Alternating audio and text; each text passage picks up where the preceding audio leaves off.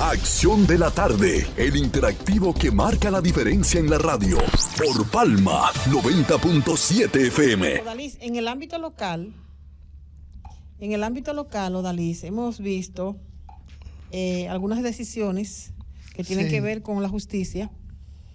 Por ejemplo, del caso del menor, que archivaron el expediente del menor. Sí, mira. ¿Qué significa eso? ¿Qué significa que van a salir en libertad las personas que están detenidas? ¿Qué pasó con este caso? Y también hay un segundo tema de un caso de la desaparición del niño de Vicente Noble. Mira. Entonces vamos a ver si llevamos un poco de luz. Sí, déjame explicarte la situación. Mira, nosotros, recuerda que por aquí mismo decíamos que el caso de Papo, el menor, las personas que estaban detenidas, nosotros no estábamos diciendo que no fueron ellos. No. Ni lo decimos todavía. Pero sí decíamos que las pruebas que tenía la fiscalía y las pruebas que se habían recolectado no eran suficientes para que un juicio se abra, para que un juez envíe a juicio a los encartados en ese hecho. Eso decíamos nosotros por estos medios. Alguna gente nos criticaron, nos dijeron que no, que esas personas eran delincuentes y que debían ser juzgados por esa muerte. Yo le decía que en derecho alegar no es probar. Usted tenía que tener las pruebas suficientes para poder llevar a una persona de ese juicio. La fiscalía entendió, después de haber llegado los objetos recogidos en la escena del crimen y en la casa de los supuestos implicados, y el INASIF, en la investigación que se hizo, en los exámenes científicos que se le hizo a las pruebas recolectadas, se determinó que ninguna de ellas era compatible y que estaban ligadas al hecho criminal. Entonces, la fiscalía tiene dos posibilidades, como nosotros, como parte civil en defensa de la víctima, de que la fiscalía podía enviarlo a instrucción a que el juez lo envíe a juicio. Pero también podía darle uno al hogar, o podía también dar un archivo. ¿Qué significa lo primero? Bueno, envío a juicio es que con las pruebas que estaban ahí, si la fiscalía entendía que existía la posibilidad de que sean juzgados, mandarlo a instrucción, y el juez valoraría si le da uno al lugar o se lo envía a juicio. Esa es la primera coyuntura. ¿Cuál es la segunda? Bueno, uno al lugar. Si el juez entiende, entonces, con esas pruebas que le aportan, Emma, emitir uno al lugar significa que ellos van a quedar en libertad y que no podrán ser sometidos posteriormente por ese hecho. ¿Por qué? Porque dice la Constitución que nadie puede ser sometido dos veces por un mismo hecho. Entonces, si lo someten y el juez lo descarga o lo envía a su casa a través de un nuevo lugar, ya esa persona no puede ser llamada otra vez a un juicio. Ahora, ¿qué es el archivo? Hay dos tipos de archivo. Hay un archivo definitivo y hay un archivo provisional. A ellos le dieron un archivo provisional. ¿Para qué? Lo van a soltar, creo que ya están en libertad, pero no es que están fuera están en el foco de la justicia, porque si aparece algún elemento nuevo, ellos podrían ser llamados, podrían ser reapresados otra vez, y además podrían otras personas que aparezcan como participantes en el hecho podrían ser llamados al proceso otra vez. Entonces, les reiteramos, ellos lo único que ahora recobran su libertad pura y simple. Su libertad pura y simple, pero si aparecen nuevos elementos, por ejemplo, como un testigo, como una cámara video, como alguna prueba. Pero yo recuerdo, Dalis, cuando el caso y el apresamiento, que se hacía a través de ese espacio, algunos señalamientos de cosas que no hicieron las autoridades, que no hizo la policía para presentar como prueba. Por ejemplo, circulaban videos, ¿verdad?, de un ángulo del lugar de donde los muchachos, los presuntos autores, ¿verdad?, se desmontaron de un motor, fueron al lugar, no se vio directamente cuando ocurrió el hecho, pero sí cuando llegaron y cuando salieron como huyendo del lugar, que se le quedó la motocicleta, que había uno que tenía como una dificultad al caminar, y que entonces no se tomaron ángulos de cámaras que estaban en el entorno, que sí se podía como ver quizás la actuación de lo que se presumía. Sí, mira, Emma, en esta parte de aquí, yo le voy a dar un espaldarazo a la Fiscalía de Barahona. Mira, los muchachos de Barahona, los fiscales de Barahona, están trabajando sin herramientas. A mano pelada, como decía. Es a mano pelada que están peleando. No tienen una caja chica para un gasto que haya que hacer en una investigación que haya que hacer. No hay nada, no hay decir, están a mano pelada. La voluntad. Solamente tienen la voluntad que Casorín muy bien explica en su libro, La Voluntad. Solamente tienen eso, no tienen más nada. Entonces, se necesita que la Fiscalía de Barahona se le remoce, se le entreguen armas en el sentido de para poder actuar en cualquier acto que se cometa en esta sociedad. Entonces no la hay, la Fiscalía de Barahona está mano pelando. Nosotros hemos conversado ampliamente y ellos no quieren que ese crimen quede impune. Ellos me llamaron. Se trata de una persona querida en Barahona. Sí, y ellos lo saben y por eso ellos tomaron atinadamente, ¿verdad? Para que no le soliciten otras medidas, los abogados de la defensa, fue muy atinado. La familia de Papo, nos reunimos con ella y el fiscal, La familia está contenta de lo que pasó. La familia fuimos donde el fiscal, nos reunimos, conversamos con él y todos estuvimos de acuerdo que se archive, porque te reitero, Emma, no es que el caso está cerrado, Ellos, porque si no se da libertad, ahora entonces él tendrá que darse uno al lugar. Tendrá que cerrarse el caso. Entonces, se convino, ¿verdad?, darle un archivo provisional, pero para seguir investigando esa situación, este crimen que entendemos nosotros que no debe quedar impune en esta sociedad de Barahona. El otro caso, Emma, que tú mencionabas, de que el caso. Sí, mira, la Corte del Colegio. Vamos a poner en contexto para que quizás algunos amigos que no conocen bien la información, y es que la Cámara Penal de la Corte de Barahona anuló y ordena un nuevo juicio en el caso del secuestro de Luis Ángel González. Recuerden que el niño Luis Ángel González fue secuestrado en una comunidad de Vicente Noble de esta provincia de Barahona. Hay algunas personas detenidas en torno a este caso. Y entonces, ahora sí, Odalí. Sí, mira. ¿En qué consiste el envío a juicio? Mira, o el declinar el caso a un tribunal. Mira qué es lo que pasa. Cuando el tribunal colegiado evacúa una sentencia, ya sea de condena o no, y tú la recurres a la Corte analiza los hechos y analiza el derecho, analiza las pruebas. Y si la Corte entiende que hubo alguna debilidad, que hubo una prueba que no se le dio su valor real. Vamos ahora a entrar en otro contexto, David. Sí. Por ejemplo, el Tribunal Colegiado de la Cámara Penal del Juzgado de Primera Instancia del Distrito Social de Barahona descargó a dos personas, a dos imputados en este caso, Anderson Daniel Pérez y Joanny Méndez, en el 8 de febrero de este año, alegando insuficiencia de prueba. Con esta decisión entonces se reintroduce. El caso sigue, vuelve a lo que llaman, vuelve a su estado original. A su estado, vuelve otra vez de cero. Entonces, ¿qué pasa? Que el tribunal colegiado, no el mismo tribunal, otro tribunal colegiado compuesto por 3 jueces de primera instancia, entonces ese tribunal podría hacer una de estas dos cosas. O puede condenar, o puede mantener la decisión de descargo, o puede condenar de nuevo o puede condenar por primera vez a esa persona. Puede el tribunal hacer una de esas dos cosas. Ahora el caso está en cero. Ahora el tribunal tendrá que valorar todas y cada una de las pruebas que se fueron sometidas, porque la Corte entiende que algo, no conozco la sentencia, por eso no la explico con más detalle. La Corte encontró alguna debilidad en alguna prueba que se valoró, entendió que no se le dio el valor real y que por eso tomaron la decisión que tomaron. Ahora, el tribunal colegiado puede ahora, y casi siempre, cuando envían el expediente de una corte o de la Suprema a otro tribunal, casi siempre se cambia la decisión. Casi siempre, muy pocas veces, la sentencia se queda igual. De seguro que el colegiado va a cambiar la decisión. No es una regla, pero es muy difícil que ya cuando la Corte envía, dice, mira, esta prueba no se juzgó bien, esa prueba no se valoró bien.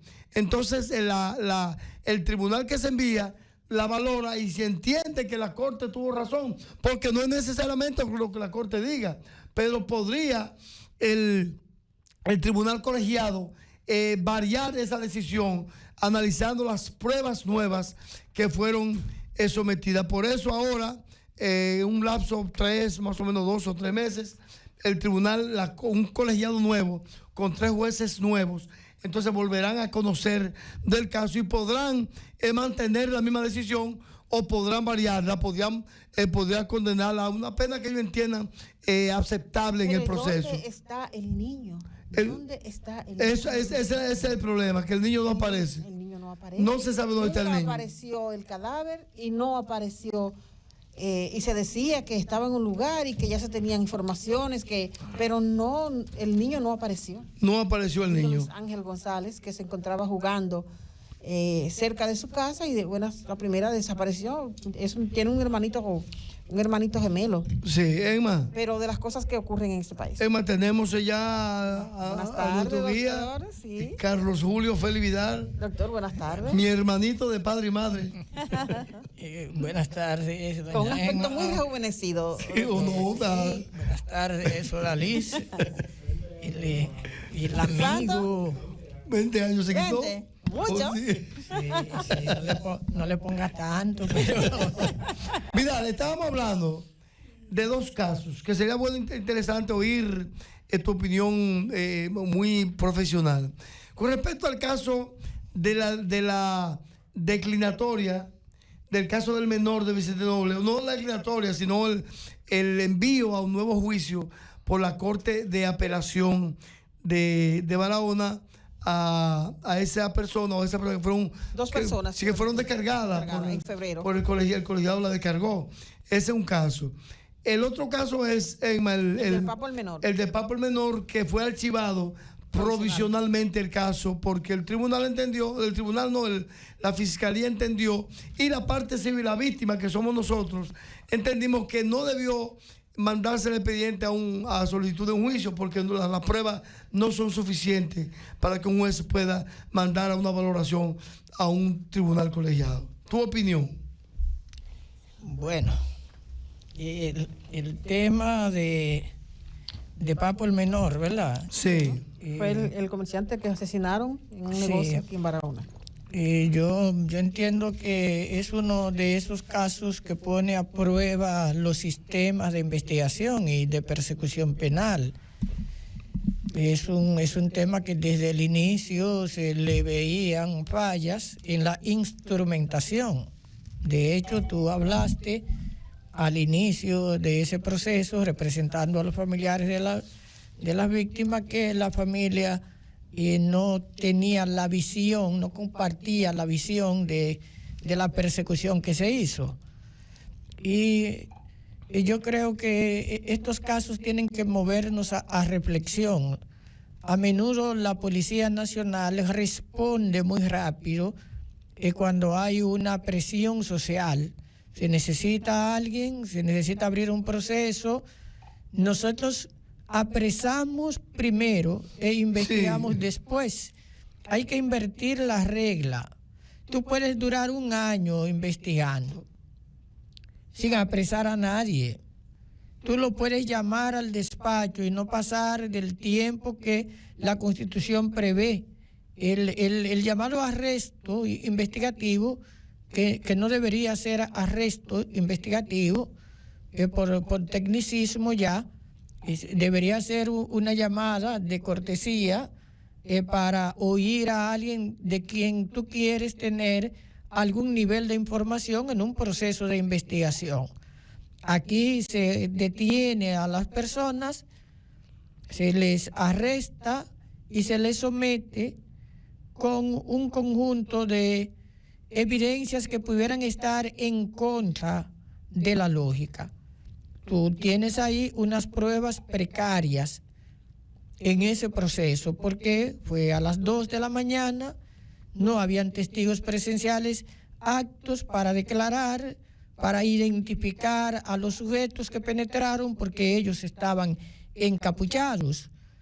Sin embargo, las cámaras en el negocio no existían, las cámaras estaban más distantes, pero las cámaras captan unas imágenes, y estas imágenes, con la capacidad tecnológica con la que ya se cuenta, se podían utilizar las imágenes y hacer contraste con el físico de las personas que tú sospechas como primer elemento.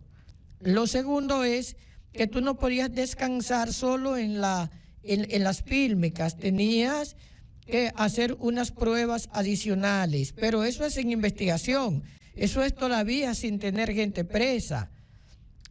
Hay muchas pruebas que no son las testimoniales, que en República Dominicana tenemos muchas debilidades.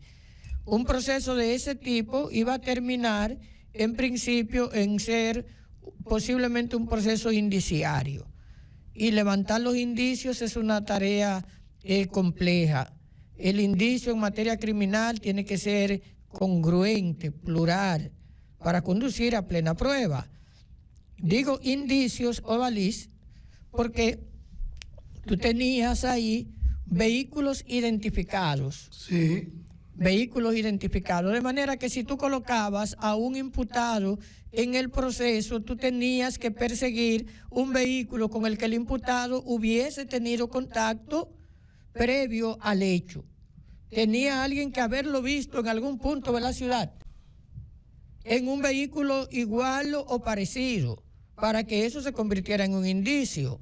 Si se usaban pruebas de parafina, las pruebas de parafina solo son confiables si son subsiguientes al hecho, porque las pruebas de parafina tú las puedes diluir, puedes desaparecer, y si estás encapuchado y usas guantes... Y pueden llegarte también, porque es tontería, las pruebas. Sí. Te pueden llegar porque tú estés en el escenario. Si tú fumas, siempre va a dar positivo a prueba de parafina. Exacto. O sea, la prueba de parafina, dice el doctor, para mí un experto en pruebas, ya falleció, don Ramón Pina Acevedo. Sí, un tremendo libro tiene. Sí, hace apuntes jurídicos. Hace un cuestionamiento muy serio de la prueba de parafina que yo comparto 100% con él. La prueba de parafina no es una prueba concluyente. La prueba de parafina será un indicio en un proceso, un indicio. Pero si tú presumes que alguien dispara y le haces prueba de parafina y sometes la prueba que hiciste, no, que estás destruyendo la cadena. O sea que manejar un proceso indiciario implica tener la capacidad de hacer una investigación detenida, de crearte una cadena congruente de indicios que te lleve a la culpabilidad. Pero la verdad es que República Dominicana no tiene muchos investigadores especializados en materia de indicios. Yo he hablado algunas veces con juristas, hermanos, amigos de otros países, y una de las cosas que ellos más insisten y más preguntan es cómo es República Dominicana cuando se trata de investigación de crímenes indiciarios. Porque resulta que hay dos tipos de hechos que son muy complejos en la investigación.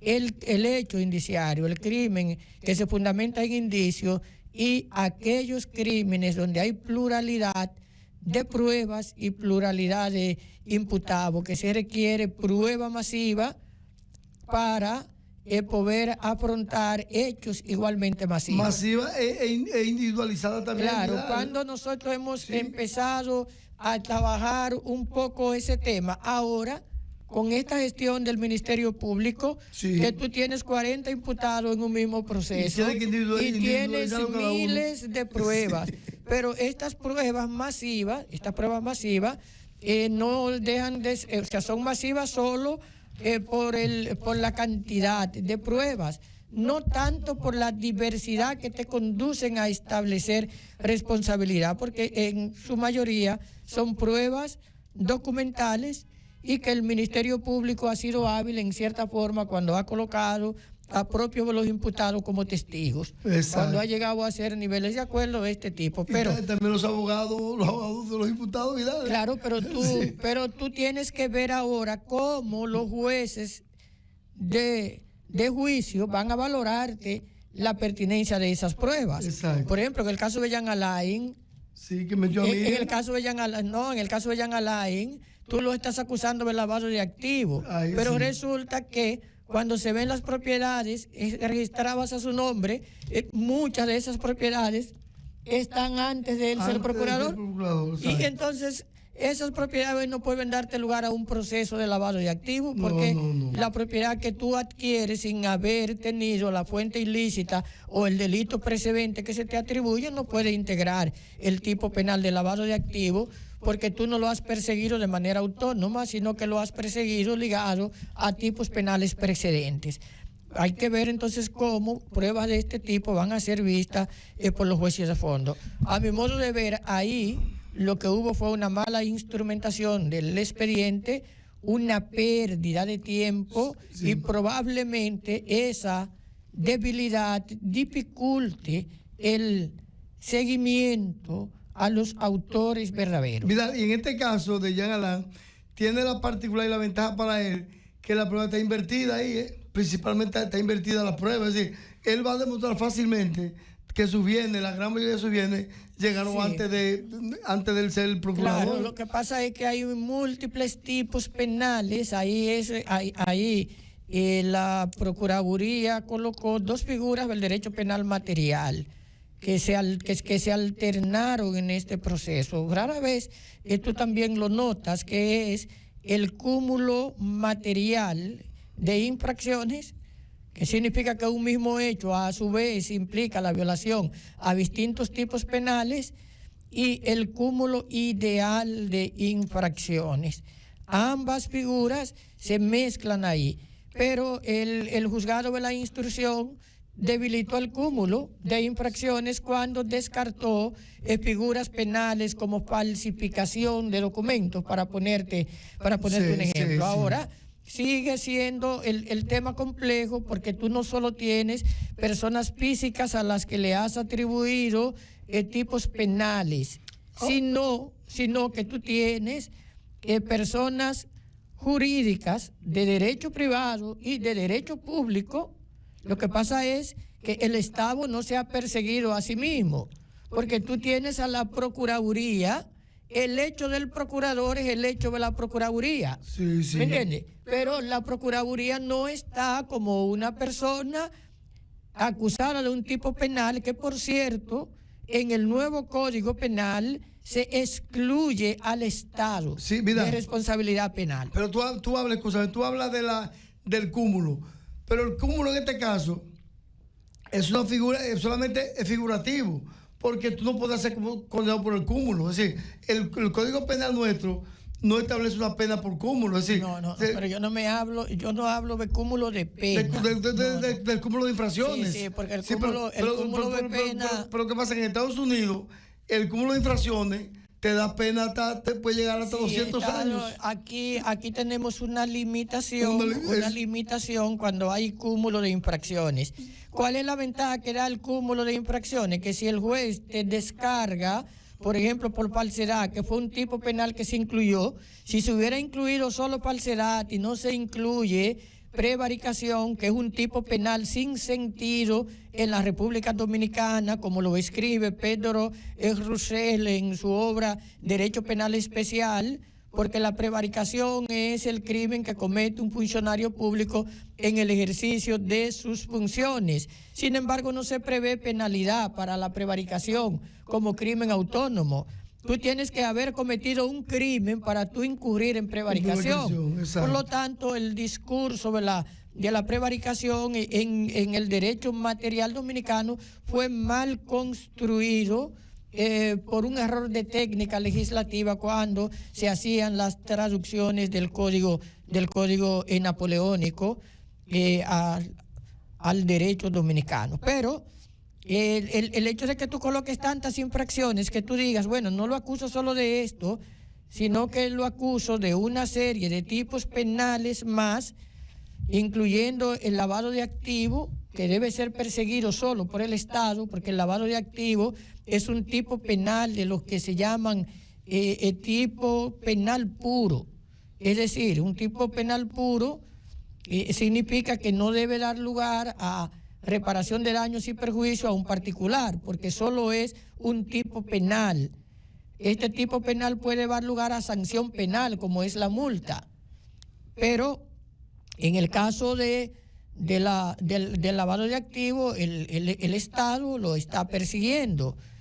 Pero para tú establecer aquí, cuando estableces un cúmulo de infraccional, el lavado de activos queda condicionado a los delitos previos que tú tienes que probar. Mira, para continuar el mismo tema, como tú no tocabas el tema del Pablo, menor, del niño Vicente Noble, que el tribunal, que la Corte envió a juicio, nuevo juicio, Vidal. Bueno, la Corte siguió un criterio distinto al que fijó el colegiado, que encontró que las pruebas no eran suficientes para dictar una sentencia de condenación.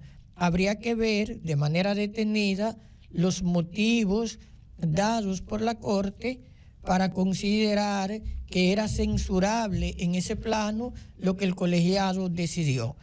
El colegiado, en principio, es un tribunal que hace inmediación, que escucha, que valora, que practica las medidas de instrucción para hacer acopio de las pruebas que puedan servir para descargo o de las pruebas que puedan servir para descargo. La Corte de Apelación, que es parte de nuestra dificultad dogmática en la República Dominicana, porque en el giro que nosotros dimos, convertimos a la Corte de Apelación con el Código del 2004 en una Corte de censura. La Corte de Apelación ha dejado de ser el Tribunal Ordinario de segundo grado en materia penal. Una mini suprema, Vidal. Para convertirse en un tribunal casacional de la decisión del colegiado, y puede anular y remitir el expediente a un nuevo colegiado. Y puede yo mismo a un nuevo con una sentencia. O puede en base a las comprobaciones fijadas por el juez anterior, que también es una debilidad en el sistema, puede esta Corte de Apelación emitir su propio fallo, incluso puede descargar cuando el colegiado condena, o puede condenar cuando el colegiado descarga, siempre que en el recurso la pretensión del recurrente se oriente en el sentido de que la Corte pueda, en base a las comprobaciones, emitir su propio fallo, o incorporar pruebas, que normalmente las pruebas a nivel de Corte son distintas porque son pruebas para probar el agravio. O sea, yo entiendo que nosotros, que estamos cumpliendo casi 20 años de este nuevo código, lo cumplimos ahora en septiembre, necesitamos profundizar mucho la dogmática, porque hay vacíos. O sea, nosotros no tenemos todavía una literatura en el campo procesal penal que nos haya visto la riqueza del código de cara a la cultura dominicana. Pero el código de Colombia es de la misma fecha, de 2004 de nosotros, y está un año luz desde nosotros, está muy avanzado el código de las decisiones de Colombia. Pero la edición de Colombia, la edición de Colombia, porque Colombia Colombia avanzó el código antes que nosotros, en la etapa primigenia, en la etapa de reforma, pero revisó el código. Venezuela también tiene unos años antes. De hecho, nosotros copiamos el código de Venezuela, lo copiamos con muy pequeños cambios, pero lo alteramos porque Venezuela tiene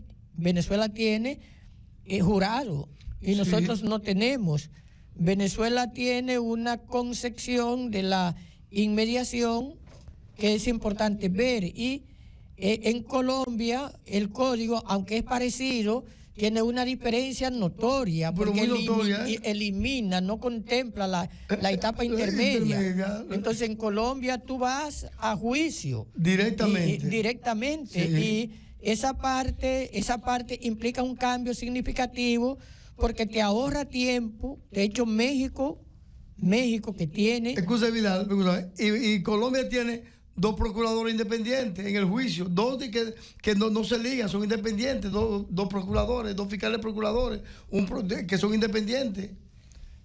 Tiene el Código Procesal Penal colombiano. Sí, que representan distintos intereses. Y que pudieran en un determinado momento no ser congruentes las posturas que asuman. Correcto. Pero, no son códigos iguales. Hay algunos aspectos que sí lo son, porque son códigos de acusación. Que es la gran virtud de estos códigos, que tú no puedes, por eso lo ve Papo, tú no puedes condenar como juez. Quienes condenan son las pruebas. Esa es la idea, la sana crítica a la que está sometido el sistema. Pero hay que revisar, esos 20 años hay que revisarlo. Sí. Porque tú no puedes tener un proceso que te hable de un término y tú tener tantas figuras que te lo dilatan. Pero aquí se coqueteó con el jurado también, Vidal. Sí, aquí pero se dijo que los dominicanos, y no voy a decir los nombres de los juristas, doña Emma, que lo dijeron.